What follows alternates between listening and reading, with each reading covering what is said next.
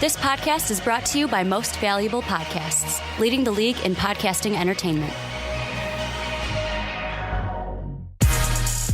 Welcome, ladies and gentlemen, boys and girls, children of all ages. This is the Fast Break Podcast. I'm your host, Sean Anderson. Alongside me, as always, is Ricky Widmer. What's up, guys? And Dave Oster. Hey, everybody. And today we are going to be talking about the FBI investigation into the NCAA and how it's going to affect the NBA. We're also talking about Jimmy Butler's injury last night against the Houston Rockets and how it's going to affect the spooky Timberwolves. We're also going to round that out with Kawhi Leonard talk and if he will return or if he should return to the San Antonio Spurs this season. Before we jump into that, this is all supported and helped by our Patreons over at patreon.com/mostvaluablepodcast. If you want to be one of our Patreons, go over to patreon.com/mostvaluablepodcast. We have tiers where you can be on a podcast monthly and talk about a topic of your choice. We also have a monthly Patreon podcast that everybody gets to enjoy if they are a Patreon. So head over to patreon.com/mostvaluablepodcast if you want to help support us. If you don't have the financial ability to support us, or you just don't want to, make that contribution, head over to iTunes and give us ratings over there because that helps just as much.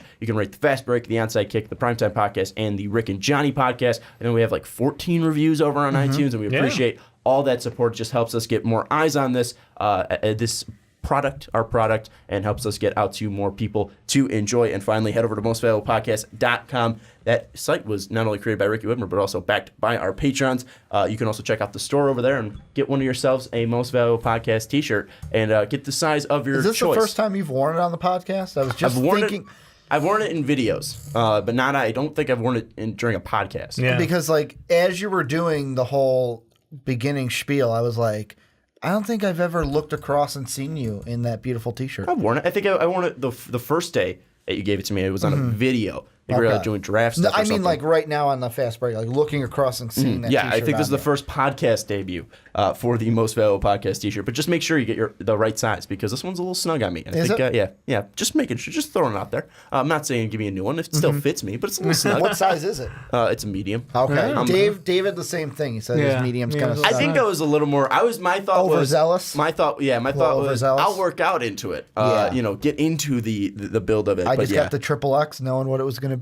I know my fate, man. Anyways, before we jump into the three topics that we mentioned, we have WET BOIZ, and WET BOIZ are the hottest players of the week. Guys who had great weeks, great games, great performances. We're going to be talking about them. They are the dampest dudes, the soggiest shooters. They are the wettest of boys. Ricky Widmer, who is your wet boy of the week? Well, I mean, my wet boy, I believe it's his second time being a wet boy. That's Steph Curry. I mean, he only played one game, but dub, 44 points, 10 assists, shot 74% from the field, almost the same from three. Well, duh, Steph Curry. Yeah. You got to go with Steph. 44 coming out of the All-Star break. He was upset that his team did not win the All-Star game. Yeah, I understand why Team Stephen. God, that killed me still. I didn't get it. That was a great All-Star game, but it was kind of ruined by Team Stephen. It's Steph Curry.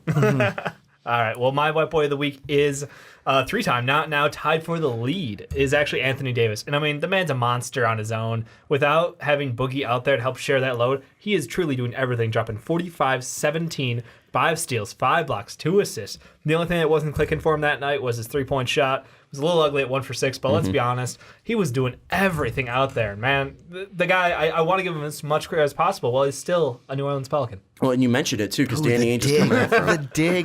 Danny Ainge is coming after him with that boatload of picks. You mentioned the fact that now he's tied with James Harden for most wet boy honors. Yes. And the thing with that is we, at the end of the season, we've talked about this before. I don't know if we've said it on a podcast or not, but I know Dave and I mentioned it. We're going to give out an award, and not based on who we think is the best player, not by MVPs or anything like that. Right. We're giving it off of most wet boy honors. So right now, James Harden, Anthony Davis, in the tie for the lead, and now not only is it the playoff push for the New Orleans Pelicans and the Houston Rockets, it's also the wet boy push for James Harden and Anthony Davis. Don't think they're not thinking about it. Both of those guys are huge fans of the podcast. So, absolutely.